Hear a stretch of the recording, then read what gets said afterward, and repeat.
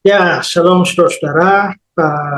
Sebagaimana saudara semua ketahui bahwa beberapa hari yang lalu kan ada perdebatan antara saya dengan Ustadz Kainama atau yang dikenal sebagai atau sering disebut Bangke. Nah, dan di dalam perdebatan itu terlihat bahwa Ustadz Kainama ini ya mau bagaimana lagi dibilang begitu ngawur ya, tidak ada apa-apa yang dapat dia andalkan sebagai argumentasi dia.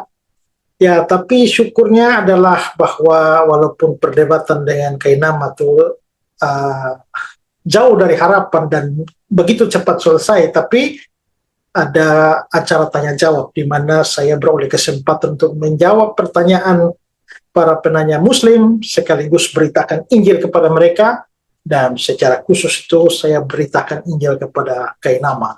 Dan itu sebenarnya tujuan saya. Dalam banyak perdebatan, saya seringkali memanfaatkan perdebatan itu beritakan Injil, dan khusus Kainama kemarin, karena dia seorang mualaf, jadi saya memberikan tawaran kepada dia, supaya dia kembalilah untuk percaya kepada Yesus sebagai Juru Selamat dan Tuhan kalau dia mau diselamatkan. Nah, rupanya tawaran saya semacam itu tuh menjengkelkan mungkin banyak orang ya, banyak orang Islam ya. Uh, ada seorang ibu, termasuk seorang ibu namanya apa ya, Bu Eti mungkin ya. Dan Ibu Eti ini akhirnya dia WA saya untuk menyampaikan kejengkelannya sepertinya begitu ya. Dan ya saya mau bahas, saya mau ajak saudara lihat WA dia sambil saya berikan komentar ringan-ringan aja ya. Nah, ini WA dia ini ya. Oke, dia mulai dengan Bapak Esra Soro yang kami hormati. Jadi kelihatannya dia menghargai saya. Ya, dia menghormati saya. Oke, dari lubuk hati yang dalam kami segenap kaum muslim di Indonesia. Wow, kami segenap kaum muslim di Indonesia. Dia WA saya, mewakili kaum muslim di Indonesia. Apa kapasitas dia? Ya, sehingga bisa mewakili kaum muslim di Indonesia. Ya, menghimbau kepada Anda, jangan Anda memaksa seorang untuk pindah dan murtad ke agama Anda. Menghimbau ya kepada Anda, jangan Anda memaksa seorang pindah. Kapan saya memaksa? Yang saya lakukan adalah saya beritakan Injil tentang Yesus yang mati dan bangkit, lalu memberikan tantangan atau pilihan kepada mereka, termasuk kepada Kainama dan juga mualaf-mualaf yang lain. Ya, bahkan saya secara eksplisit mengatakan ini bukan paksaan, Injil bukan paksaan, ini tawaran. Mau terima ya silakan, tidak juga ya tidak apa-apa, nggak ada yang rugi selain diri mereka sendiri. Jadi ini sama sekali nggak ada pemaksaan, Ibu. Ya, dan murtad ke agama Anda. Ya, menurut Anda kalau dia balik Kristen murtad, tapi bagi kami itu bertobat. Nah, kalau ada Kristen yang jadi mualaf, yang menurut kami dari sudut pandang kami ya dia murtad itu. Ya, jadi Kainama itu dari sudut pandang kami sudah murtad, makanya sekarang mau dikembalikan dari kemurtadannya. Hati-hati perkataan Anda ini yang telah beraninya mengajak Ustadz Kainama untuk kembali ke agama lamanya Kristen. Ini pertama saja Anda sudah tadi dibilang saya memaksa. Nah sekarang mengajak. Mengajak atau memaksa? Apakah mengajak adalah pemaksaan? Ya, lagi pula kalau saya mengajak dia, apanya yang membuat saya harus berhati-hati? Apakah itu bahaya? Ya, itu sudah hak prerogatif seorang pendeta memilih agama yang benar. Itu hak prerogatif dia. Ya, itu hak dia. Tapi kan saya juga punya hak untuk mengajak dia kembali kan. Lalu Anda bilang seorang pendeta. Apakah ini nama pendeta? Kalau Anda percayakan nama pendeta, Anda sudah tertipu oleh dia, Ibu. Ya, dia itu bukan pendeta, nggak pernah sekolah teologi itu. Mengaku sekolah S1 di STT Jakarta, S2 di Leiden, Belanda, S3 di Haifa, Israel. Dan STT Jakarta sendiri sudah memberikan klarifikasi, nggak ada muridnya atau pernah mahasiswa yang namanya Kainama. Begitu juga dari Leiden sana. Haifa juga, saya sudah sampai di Haifa dan cari yang namanya Tanakh Biblical Study, itu omong kosong, nggak ada di sana, Ibu. Jadi kalau Ibu anggap dia pendeta, Ibu yang ketipu. Ya. Lakum dinukum waliyadin, agama kamu, agama kamu, agama aku, agama aku. Ya kalau memang benar begitu, ya yang harus Ibu lakukan adalah Ibu bilang dong kepada teman-teman Ibu yang agama Islam, terutama mualaf-mualaf itu loh. Kalau memang agamamu, agamaku, kenapa mereka terlalu repot urus agama kami? Ya, kalau sudah pindah ke Islam, ya silakanlah, itu hakmu. Belajarlah Islam, jangan utak-atik lagi iman Kristen. Kok pindah Islam, gak baca Al-Quran, belajar Al-Quran tiap hari, yang tiap hari dibaca cuma Alkitab, cuma nyari kesalahan doang. Untuk nyerang-nyerang Kristen. Ini kayak orang yang pacaran, sudah putus, sudah punya pacar baru ya. Tapi kok tiap hari ngomongin pacar lama itu loh. Kenapa? Kangen ya? Rindu ya? Nah, jadi itulah kerjanya mereka kan tiap hari hanya nyerang-nyerang Kristen pakai Alkitab Kristen sendiri. Ibu peringatkan mereka loh. Ya, bilang mereka, lakum dinukum waliyadin, agamamu, agamaku, agamaku, ya jangan dicampuri, jangan nasihati saya, Ibu. WA mereka itu loh. Ya, WA si Kainama, WA itu siapa, Doditaan dan Umar dan lain-lain itu. Ya, sempat sekali lagi ucapan Anda mempengaruhi umat Muslim di Indonesia ini. Wow, apakah ucapan saya bisa mempengaruhi umat Muslim di Indonesia? Umat Muslim mana yang saya pengaruhi, Bu? Ya, se-Indonesia, kalau itu terjadi luar biasa, pengaruh saya luar biasa itu ya. Bisa mempengaruhi umat Islam di Indonesia. Ibunya ada-ada saja. Untuk memeluk agama Anda. Kami di daerah tidak segan-segan mencari Anda. Wow, cari saya untuk apa, Ibu? Cari saya untuk apa? Mau ajak ngopi kah? Atau ngajak debat kah? Atau mau bunuh saya kah? Atau bagaimana? Wah, ini kayak bernada-nada ancaman ini ya. Ibu, saya bisa tampilkan nomor Ibu di sini ya, dengan foto Ibu sekalian ya. Tapi saya simpan WA Ibu ini ya. Kalau ada apa-apa dengan saya, ini bisa saya pakai nih ya. Karena sudah ada indikasi awal ini mau mencari saya ini. Ibu. Kalau Anda ingin diakui pengikut Yesus atau Nabi Isa Al-Masih, lebih baik Anda bersyahadat Islam. Wah, Anda itu kalau mau menawar saya, Anda harus punya sesuatu yang lebih baik dari kekristenan. Kekristenan itu punya keyakinan, keselamatan, punya juru selamat, punya penebus orang berdosa seperti saya. Nah, kalau Anda mau menawarkan agama Anda pada saya, pastikanlah bahwa agama Anda lebih baik dari saya. Apakah agama Anda bisa memberikan kepastian keselamatan kepada saya? Haruskah saya membuang kepastian yang ada pada saya di dalam kekristenan ini, lalu menggantinya dengan mudah-mudahan kemungkinan besar? Semoga, insya Allah. Ibu, kalau Ibu saja belum pasti dengan keselamatan Ibu, jangan tawarkan sesuatu yang tidak pasti kepada saya. Saya menawarkan wajar karena saya punya kepastiannya. Ya, carilah agama yang paling benar. Lah, Ibu kira agama Ibu paling benar? Karena seluruh kitab para nabi mulai dari Taurat, Zabur, Injil diturunkan kepada Nabi Isa Al-Masih, menerangkan akan datang nabi di akhir zaman yang bernama Muhammad SAW. Wow. Nah, Ibu tahu dari mana? Ya, dari dalam Taurat, Mazmur, Injil itu tentang Nabi Muhammad. Kalian saja yang suka-suka mencari-cari, nggak tahu kenapa. Ya, suka membaca Alkitab kami lalu memaksa-maksakan Nabi kalian masuk dalam Alkitab kami loh. Ayat-ayat Alkitab kami diperkosa dan dipaksa untuk menyisipkan Nabi mau masuk ke dalam Alkitab kami. Kalian nggak malu kah? Ya. Bahkan ada lagi yang begitu tololnya menggunakan Kidung Agung 5 ayat 16. Hanya karena di sana ada kata Mahmadim, ditarik, diulur, diurai sedemikian sampai Mahmadim menjadi Muhammad, lalu Ahmad, lalu Muhammad, lalu berkesimpulan bahwa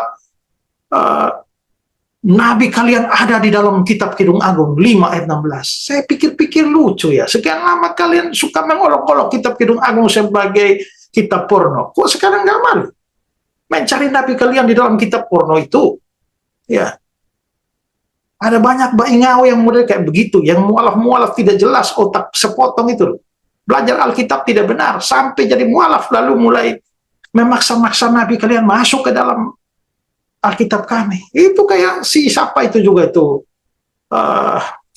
siapa itu yang kemarin bertanya itu waktu acara debat terakhir, yang bilang Maria Magdalena ibu Yesus tuh bilang bahwa Anisa ada di dalam Injil Yohanes. Surat Anisa itu tentang Yesus tidak mati itu loh, ada di dalam Injil Yohanes. Lucu amat itu loh. Kok suka sekali mencari pembenaran agama kalian di dalam kitab suci kami? Ya. Jadi omong kosong, ada nabi di dalam Alkitab kami. Ya. Beliaulah nabi yang menyempurnakan kitab-kitab terdahulu. Dan Nabi Isa Al-Masih kelak di kiamat akan diturunkan Allah untuk melanjutkan syariat Nabi Muhammad. Bersetan dengan omongan teori omong kosong Anda ini. Membunuh Dajjal, Yajuj, Majus, dan orang kafir. Dan beliau akan diturunkan pangkatnya sebagai manusia biasa. Turunkan pangkatnya sebagai manusia biasa. Memang pangkatnya sebelumnya apa? Ya, bukan sebagai Tuhan di Kristen. Lah kalau dia bukan Tuhan, ya nggak perlu diturunkan pangkatnya. Ya, kalau bisa diturunkan artinya yang tadi bukan manusia biasa. Ibu ini ngomong nggak pakai otak ini. Ya, dan nabi di kalangan umat muslim, karena fase kenabian Isa Al-Masih dan fase ketuhanannya sudah habis, masa akhirnya di akhir zaman. Wah, ketuhanan pakai fase. Ibu ini bikin lucu aja ya. Fase ketuhanan loh. Ya, Tuhan pakai periode ya Ibu ya. Apabila di dalam suatu Alkitab agama yang lain tidak ada menerangkan tanda-tanda Nabi Muhammad yang akan datang, maka kitab Anda, kitab agama itu karangan manusia, bukan wahyu mujizat dari Allah. Astaga, Ibu percaya diri banget loh ya. Memang nggak ada kok ya. Dan kalau memang Alkitab saya bukan firman Allahmu ya, nggak apa-apa loh. Ya, Alkitab itu firman Allah kami, bukan Allahmu. Ya.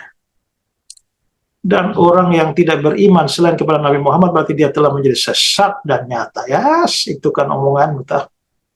Ya, atau dalam Alkitab ciri-ciri domba yang tersesat. Paham itu Esra Soro? Ya, saya nggak paham otaknya Ibu, jalannya pikiran Ibu kok ya. Di Alkitab Matius pasal 25 itu bagi dua. Orang yang percaya Yesus itu disebut domba, orang tidak percaya Yesus itu disebut kambing. Ya. Jadi kami yang percaya Yesus itu adalah domba. Ya, kalau kalian yang tidak percaya Yesus kambing dulu.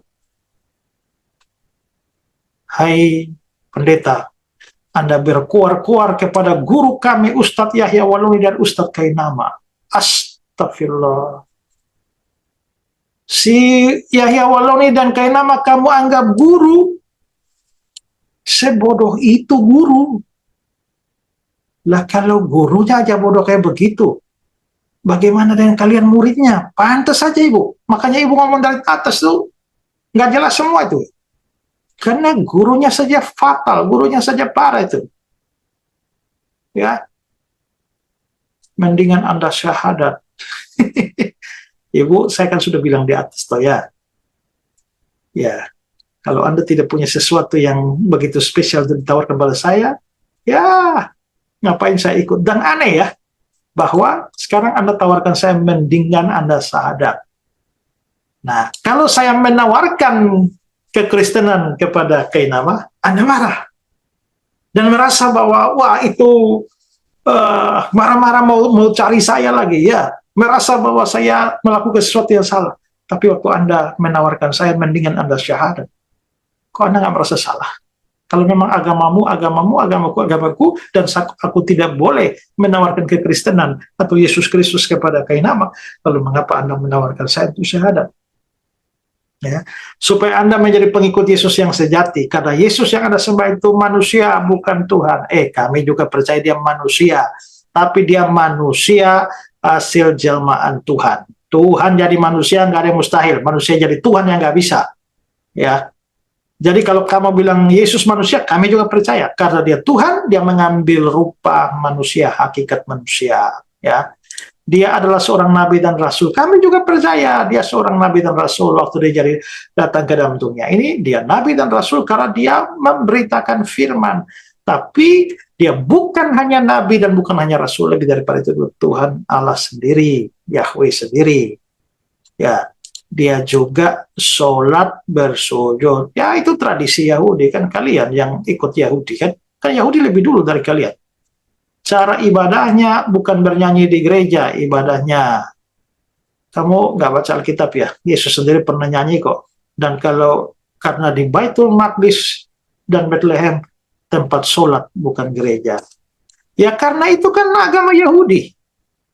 Gereja kan belum muncul waktu itu. Belakangan kan sudah muncul gereja. Nah, itu agama Yahudi, itu mereka sholat tuh. Tapi kan kalian yang ikut Yahudi. Yesus agamanya Islam bukan Nasrani. Kamu ini ngomongnya bodoh ya. Ya, Yesus itu Islam. Islam itu muncul tahun berapa, Ibu? Ya, karena agama Nabi semuanya Islam. Islam muncul tahun berapa, Ibu? Sampai Nabi Adam pun Islam. Aduh, itulah yang saya bilang ya, waktu dia berdengkai nama tuh loh. Alkitab kami ini itu bukan cuma wahyu Allah, tapi juga wahyu Allah menyejarah. Jadi ada bukti sejarahnya. Jadi ngomong itu bisa dibuktikan dari sisi sejarah. Lah kamu ini ngomong begini nih loh. Apa buktinya? Bukti sejarah apa yang kalian punya? Gak punya apa-apa, ngomong makin bodoh aja ya. Mengerti kau Esra suruh kafir besar. Nah, tadi di awal kamu bilang Bapak Esra suruh yang kami hormati. Nah, setelah hormat di awal, lalu dikafirkan di bawah kafir besar. Ya, kamu harus tahu bahwa sebenarnya setiap orang itu kafir bagi orang lain. Jadi kalau kamu pandang aku kafir, tapi aku sendiri juga pandang kamu kafir tuh. Ya, semua orang tuh kafir bagi yang lain. Ya, jadi ya ngapain marah-marah Ibu? Ya, sebelum Ibu marah-marah, saya mau tanya, kalau Ibu mati, Ibu yakin masuk surga nggak? Ya, Ibu kan orang berdosa. Bagaimana dengan dosa-dosa Ibu? Apakah Tuhan Allahnya Ibu itu Allah yang Maha Kudus, Maha Adil? Dan bagaimana dia memperlakukan dosa Ibu? Mengampuni begitu saja? Berarti dia nggak adil dong. Karena Allah yang adil pasti akan menghukum orang berdosa. Karena itulah, maka sebelum Ibu mati, sebaiknya Ibu juga punya juru selamat. Dan juru selamat itu nggak ada dua di dunia. Di kolong langit ini hanya ada satu saja, yaitu Yesus Kristus. Percaya Ibu selamat, tidak percaya Ibu binasa. Nah, itu saja. Oke. Thank you for the happiest year.